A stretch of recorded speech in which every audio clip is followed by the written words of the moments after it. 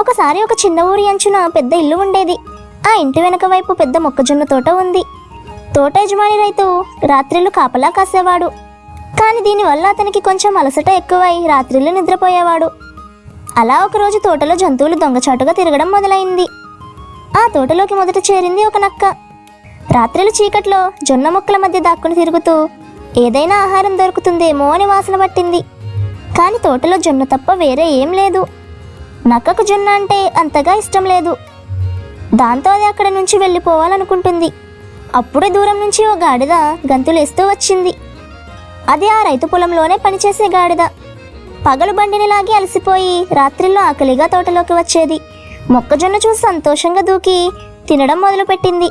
నక్క దానిని చూసి ఆశ్చర్యపోయింది. ఓయ్ గాడిద, నువ్వు ఇలా పెద్దగా శబ్దం చేస్తే రైతు విని వస్తాడు, జాగ్రత్త అంది నక్క. గాడిద నవ్వుతూ, అయ్యో నక్క సోదరి, ఇంత రుచిగా ఉన్న జొన్నను తినకుండా ఉండలేను అంది. నక్క చిలిపిగా చిరునవ్వు నవ్వింది. బాగుంది, కానీ మనిద్దరం కలిసి తింటే ఇంకెవరూ పట్టుకోలేరు. నేను కాపలా చూస్తాను, నువ్వు తిను అని అంది. అలా నక్క బయట కూర్చుంది. గాడిద తోటలో రుచిగా తినడం మొదలుపెట్టింది. గంట గడిచిపోయింది. గాడిద పొట్ట నిండింది. అప్పుడు అది జాగ్రత్తగా చిన్న చిన్న శబ్దాలు చేస్తూ గర్జించింది. ఆ శబ్దం విన్న రైతు ఒక్కసారిగా లేచాడు. చేతిలో దీపం తీసుకొని బయటకు పరిగెత్తాడు. నక్క దానిని చూసి తను తానే తిట్టుకుంది. ఇదేనా నా జంట? ఆకలి తీరగానే మూర్ఖపు శబ్దాలు చేస్తుంది. నక్కకు ఒక పక్క గుండె జారిపోయి పొదల్లో దాక్కుంది. రైతు వచ్చి గాడిదను చూశాడు. అయ్యో, ఇది నా బండిలాగే గాడిదే కదా, మొక్కజొన్న తిన్నావారా మూర్ఖుడా అంటూ బలంగా కర్రతో కొట్టాడు. గాడిద అరుస్తూ పారిపోయింది. ఉదయం రైతు తోట చుట్టూ కంచె బిగించి వేశాడు. కానీ నక్కకు మాత్రం పథకం మారింది. అది రాత్రిళ్ళు మళ్ళీ వచ్చింది. తోట చుట్టూ తిరుగుతూ ఆలోచించింది. ఇప్పుడు లోపలికి వెళ్ళడం కష్టం, కానీ కంచెకు కింద ఒక రంధ్రం చేస్తే చాలు. 2 రాత్రుల పాటు నక్క చిన్న రంధ్రం తవ్వింది. 3వ రాత్రి తోటలోకి జారుకుంది. కానీ ఈసారి రైతు కొత్త జాగ్రత్త వేశాడు. అతను తోట మధ్యలో ఒక కుక్కను కట్టాడు. నక్క లోపలికి వెళ్ళగానే ఆ కుక్క దాన్ని గమనించి మొరుగుతూ ఉంది. నక్క కంగారు పడింది. అయ్యో, నేను రైతు గాడిద స్నేహితురాలు నక్కను, మొక్కజొన్న చూడటానికే వచ్చా అంది మోసగించేందుకు. కుక్క నవ్వుతూ, మోసాలు నా దగ్గర వద్దు, రైతు చెప్పాడు, ఎవరు వచ్చినా అరిచి చెప్పాలి అని. కుక్క గట్టిగా మొరుగుతుండడంతో రైతు మళ్ళీ లేచాడు.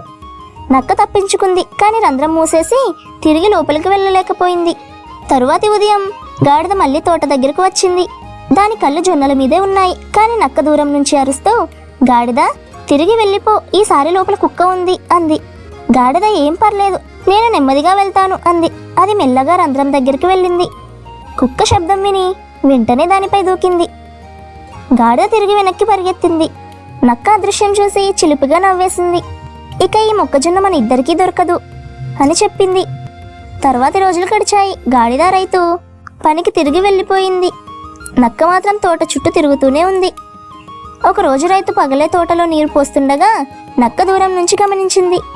రైతు చెరువు దగ్గర ఉన్న గడ్డి దిబ్బల దగ్గరికి వెళ్ళి కొద్దిసేపు విశ్రాంతి తీసుకుంటే తోటలో మిగిలిన జొన్నలు తినేయాలని పథకం వేసింది. సాయంత్రం అయ్యాక రైతు అలసటతో చెరువు దగ్గర కూర్చున్నాడు.